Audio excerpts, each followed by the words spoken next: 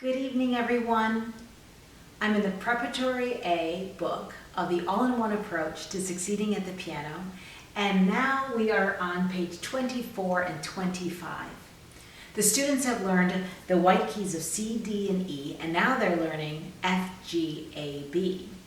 We were talking about having students play with a really wonderful hand position and playing on the pads of their fingers instead of on their fingertips.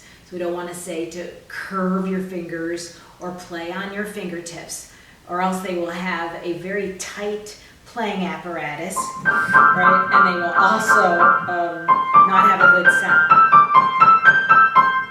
Not a good sound compared to this.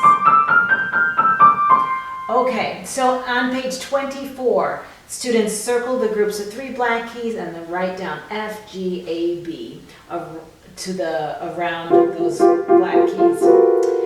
So F, G, A, B, F, G, A, B. Of course, we want our students to remember what the bar lines are. So after every 4 beats, we have them mark those in the music. Then they find their fingers, and what do we do next besides play the piece? No, we can't play the piece the way it's written yet. We have to do that play, prepare, practice strategy that we've done before. Think about how many moves there are in the piece. And the student delightfully does this so that they feel what their hand shape is like, as well as find every group of F, G, A, B. I am learning 4 new keys. They're simply known as F, G, A, B. The musicality girl asks, was the rhythm steady? And did you feel and see a natural C shape between fingers 1 and 2? And as I've said before, if we ask those questions before the student plays the piece, they're going to be much more accurate than if we just have them play the piece willy-nilly and then we have to fix wrong notes, fix hand position, fix fingering. So we want to make sure that we prepare them so well before they play the piece that when they play it with 100% accuracy. On page 25, there are a lot of wonderful practice steps for the piece called The Wishing Well. How many measures are in the piece? There are 4. Tap and count out loud. Tap and say the finger numbers. Tap and say the letter names. And then point to each note and say the words. I threw coins into the well. What I wished I'll never tell.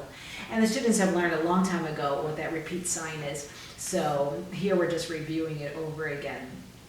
There's a time to compose activity, which is asking our students to make up a piece using F, G, A, B, and the quarter and half notes. Use only your right hand. And then, what would your wish be? So some of your students might be really happy to tell you what one of their wishes would be, and others want to keep it a secret. Finding the white keys on page 26 and 27. Some pages back, the students learned just the basic alphabet of the musical keyboard, A to G, and now we're really asking them to go ahead and find all the notes on the keys. So the C's, all the F's, all the G's, etc., etc. So it's a wonderful, wonderful writing page. Now, if you have a student that has trouble learning these, I will give you a really good idea as to what to do in a lesson. So one of my students was just spending so much time to figure out what note was what, and he was going C, D, E, F, G. And so again, we went through all of these practice steps of, okay, here's a group of 3 black keys. We know that this is an F, so this has to be a G, right? And we know this pattern of F, G, A, B, right? So I said to him, how about if you play some white keys for me and I will tell you what they are? And he was so excited to be my teacher, and he did something like this. He went,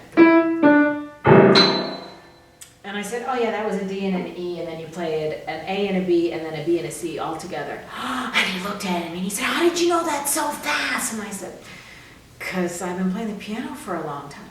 And that was so exciting for him to know how quickly a person knows the names of the white keys, that week he really learned them.